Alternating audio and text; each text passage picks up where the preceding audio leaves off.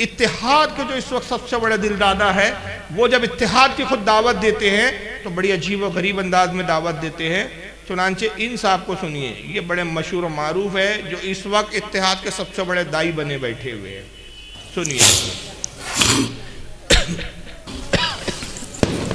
मैं तुम्हें अल्लाह उसके रसूल का वास्ता देता, उम्मत बन के रहो, मुस्लिम बन के रहो,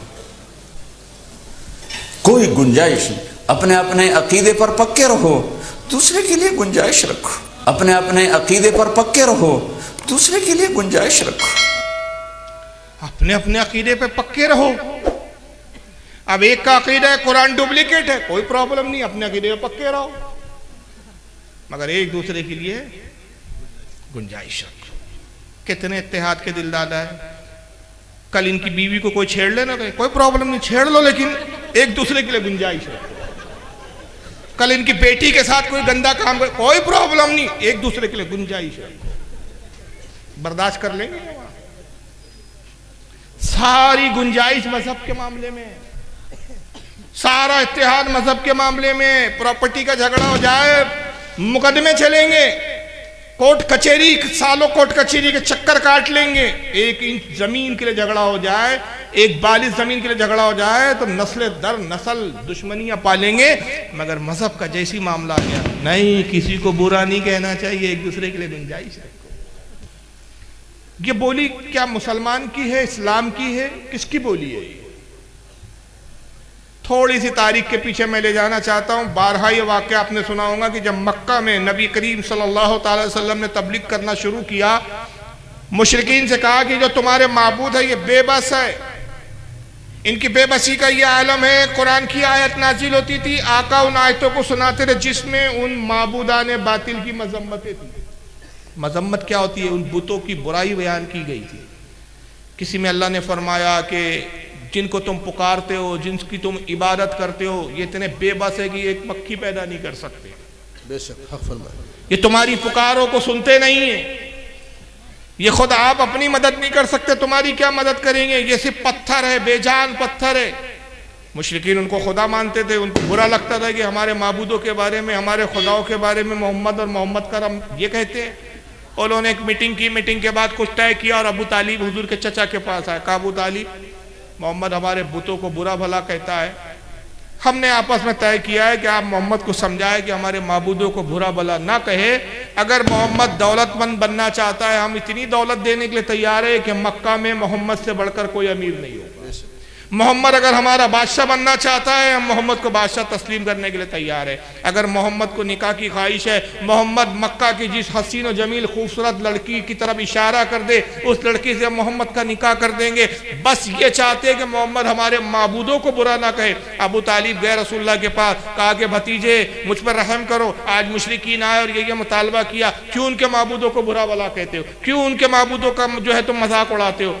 आप तुम कंप्रोमाइज क्यों नहीं कर लेते कि तुम उनके माबूदों को बुरा भला कहना छोड़ दो? उस वक्त आका ने क्या कहा था?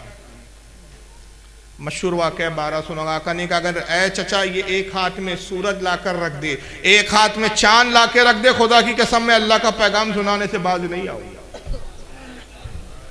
तो कंप्रोमाइज कर लो, एक दूसरे के लिए गुंजाइश रखो। ये बोली किसकी थी?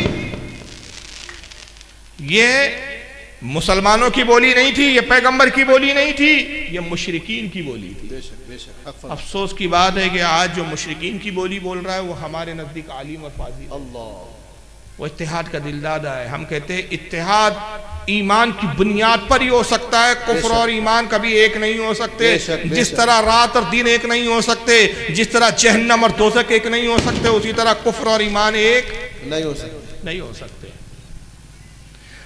और तारिक जमील साहब जो कह रहे हैं कि अपने अपने अकीदे पर पक्के रहो, एक दूसरे की गुंजाइश रखो, मैं तारिक जमील की इस बात को कबूल करने के लिए तैयार हूँ। बल्कि अगर वो सिर्फ एक मुतालबा मेरा पूरा कर दे तो मैं उनका मुबल्लिग बन के उस बात की तबलीग करना शुरू कर दूँ। छोटा सा मुतालबा, तारिक जमील साहब तक ना आवाज़ पहुँचे, हालांकि जाती है नेट पर 50 बार मैं चैलेंज कर चुका हूँ।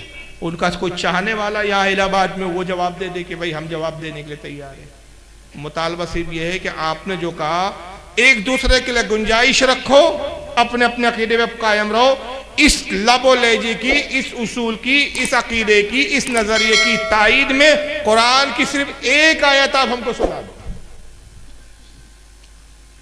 भाई अगर आप बोल रहे हो तो इस्लाम की बोली होना चाहिए ना, आपकी बोली से इस्लाम की बोली की तायीद होनी चाहिए ना। तो कुरान अजीम में कहां अल्लाह ने फरमाया कि अपने अपने अकीदे पर कायम रहो और एक दूसरे के लिए गुंजाइश रखो। एक ऐसी कुरान की आप आयत पेश कर दो, खुदा की कसम कयामत आ जाएंगी, इस तरह की कुरान की एक आयत पेश नहीं कर सकते। जहां जहां कुरान ने कहा, कुरान अजीम ने कभी ये नहीं कहा कि एक दूसरे के लिए गुंजाइश रखो, अपने अकीदे पे कायम रहो, बल्कि कुरान ने जब भी कहा तो क्या कहा? हक के साथ हो जाओ, बेशक बेशक बातिल को छोड़ो, हक की तरफ आ जाओ। बेशक। और यहां तक कि कुरान अजीम वाज़े तौर पर कहता है, पारा नंबर 1 सूरह बकरा आयत नंबर 42, अल्लाह फरमाता है वला तलबिसुल हक्का बिल बातिली व तक्तुमुल हक्का व अंतुम ला तालमून। अल्लाह फरमाता है कि ऐ लोगों, हक और बातिल को आपस में ना मिलाओ, हक और बातिल को आपस में ना मिलाओ और जानते बूझते समझ रखते हुए